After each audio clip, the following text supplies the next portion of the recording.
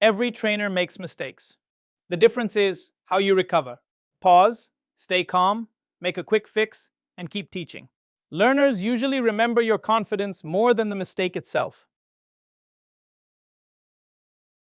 You've already built the core trainer toolkit: confidence, voice control, clear structure, engaging slides, strong delivery, and learner handling. Now we bring those skills into real delivery moments, where mistakes happen and recovery becomes part of your professional presence. Mistakes don't ruin a session. Panic does. Learners expect occasional bumps, especially with technical content. What they notice is your response: calm ownership, clear correction, and steady movement back to learning. Delivery mistakes are not signs that you are unprepared or untalented. They are normal beginner patterns. You may lose your sequence, rush when nerves kick in, read from the screen for safety, or fill silence with words like and basically. The goal is awareness, not perfection. Once you can name the habit, you can slow down, reset, and return to teaching with confidence. Trainer presence is not only affected by big mistakes.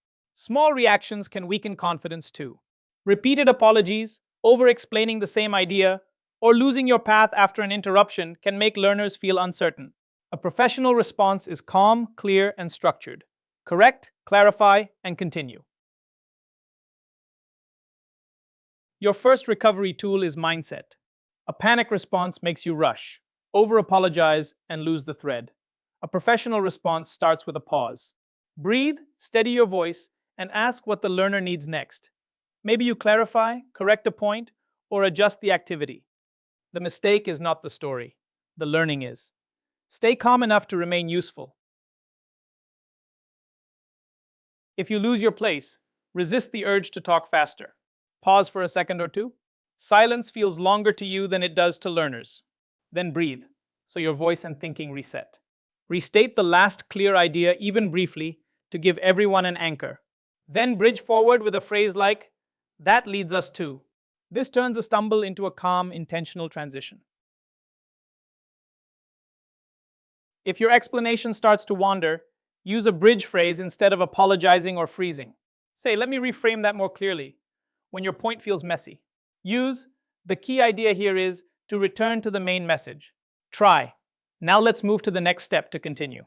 Or say, "To connect this with our previous point," when you need a smooth link. A blank mind does not mean the session is lost. Don't chase the exact sentence you planned. Go back to your anchors: the title, objective, outline, or notes. Recap the last idea you finished. So far, we've seen. If you need a few seconds, ask a reflective question. Then re-enter your framework: concept, example, demo, practice, recap. Structure gives you a path when memory disappears. Nerves often show up as speed. Treat that as a signal, not a failure. Notice the clues. You're short of breath, stumbling, or learners look lost. Then reset deliberately. Pause after a key term, a definition, or a step. Switch to shorter sentences.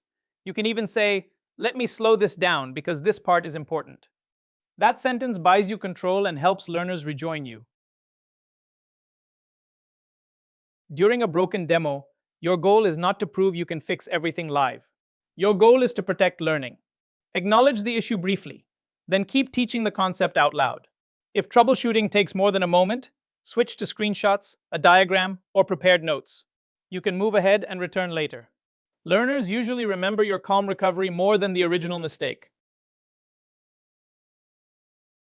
If you catch an error, treat it as a normal part of professional communication. Don't over-apologize and don't explain defensively. Pause, name the correction, and give the accurate version. "Let me correct that. I mentioned X earlier. The correct term is Y because..." Then add a quick example so the audience can reset their understanding. After that, continue confidently. A calm correction signals accuracy, accountability, and control. If a learner points out a possible mistake, your first job is to keep the room safe. Start by thanking them, because participation should never feel risky. Then verify the point, instead of reacting from ego or embarrassment. If they are correct, acknowledge it clearly and professionally. If the issue needs nuance, explain the distinction and invite the group into the reasoning. That turns a correction into credibility, not a threat. Before your next session, build a simple recovery plan. Name the 3 mistakes most likely to happen, such as losing your place or explaining something unclearly. Write a few bridge and correction phrases you can use calmly.